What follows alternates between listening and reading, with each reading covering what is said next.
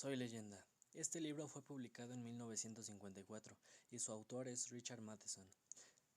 Nos sitúa en un mundo posapocalíptico en el que un virus ha contagiado a la mayoría del planeta y los ha convertido en vampiros sedientos de sangre.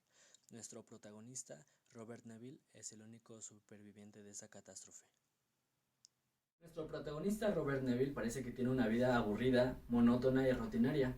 Por los días va a buscar municiones y escapar de los vampiros y por las noches se encierra en su casa al acecho de ellos. Se trata de esconder entre la música clásica o entre libros que también le ayudan para su investigación. Esta sinapsis puede que sea o que se escuche muy aburrida, pero cuando empiezas a leer el libro te das cuenta que es una obra muy completa. El tema principal del libro no son los vampiros, pues el autor se centra más en las sensaciones y emociones del personaje principal, como su angustia, su estrés y sobre todo su soledad. Robert vive resentido con los vampiros, y a pesar de que ha hecho experimentos que evidencian su capacidad para experimentar dolor e incluso sentimientos, siempre los concibe como monstruos que han destruido el planeta que conocía.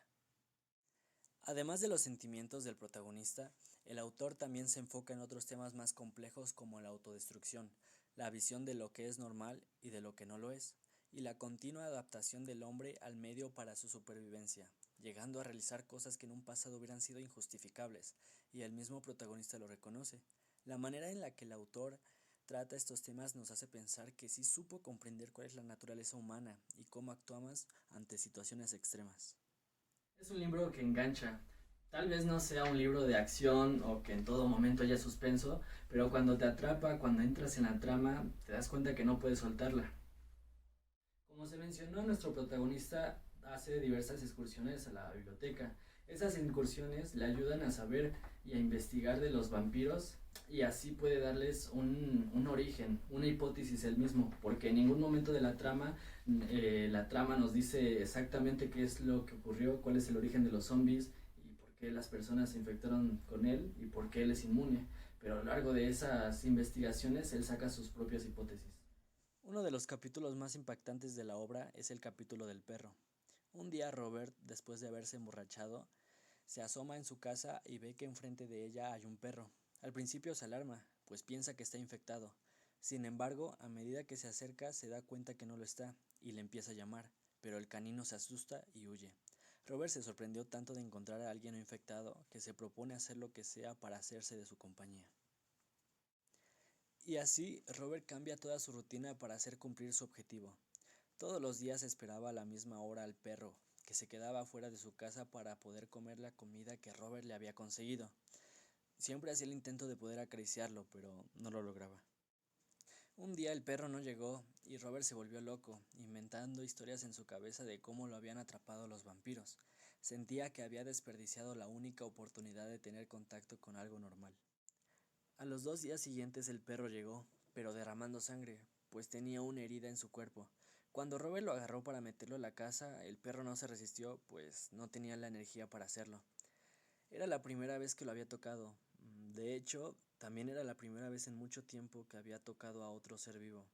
Intentó de todo para salvarle la vida. El perro murió la siguiente semana. Este capítulo nos deja con un vacío en el pecho.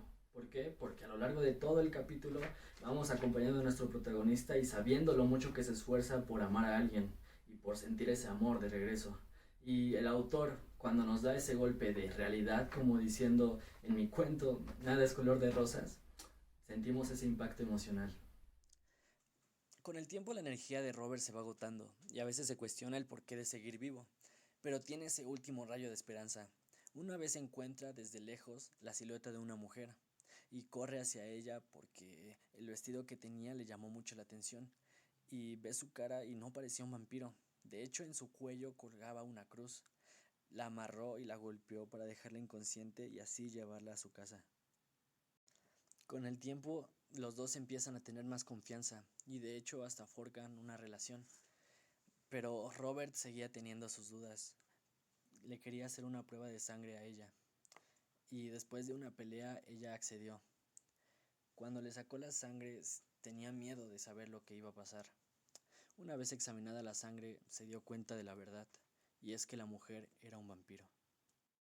Cuando la mujer se dio cuenta de que Robert la había descubierto, le pegó por atrás en la cabeza, muy fuerte, para dejarlo inconsciente. Cuando despertó estaba en una celda, y al poco tiempo la mujer también entró. Ahí platicaron, y ella le pidió que se parase y mirase por la ventana. Fue en ese momento cuando Robert entendió que ahora él era el anormal, él era el monstruo, y los vampiros eran los que le tenían miedo a él. Tanto tiempo tratando de entenderlos para al fin darse cuenta que ellos eran como él, ellos querían sobrevivir. Y entendió también que su ejecución significaría el inicio de la nueva humanidad. Robert se siente abatido y derrotado, pero también siente felicidad porque por fin pudo entender. Sus últimas palabras fueron: Este libro lo escogí básicamente porque habla de un tema en el que lo estamos viviendo en la actualidad. Si bien no hay vampiros que nos estén acechando y estén en busca de nuestra sangre, puede ser que nosotros, estando encerrados en casa, nos sintamos con un sentimiento tal vez de claustrofobia, tristes y con frustración en nosotros, lo que el autor refleja muy bien y nos lo transmite de una forma excepcional. Este libro es el claro ejemplo de que no hacen falta 1000 hojas o 2000 hojas para hacer una historia impresionante y entretenida. A lo largo de estas aproximadamente 200 hojas, sentimos que no hay algo de más, que no hay relleno, que todo está en su lugar, que el balanceo de los temas que se trata está perfectísimo, no indaga mucho, no profundiza en varias cosas. Por ejemplo, lo que se menciona aquí del tema científico, si bien no es una cosa que todos estemos enterados y que a todos nos interese, entre comillas, el autor sabe llevarlo muy bien y sabe balancearlo, como dije, con otros temas. Bueno, sin nada más que decir, este fue mi resumen y mi análisis de Soy Leyenda. Muchas gracias.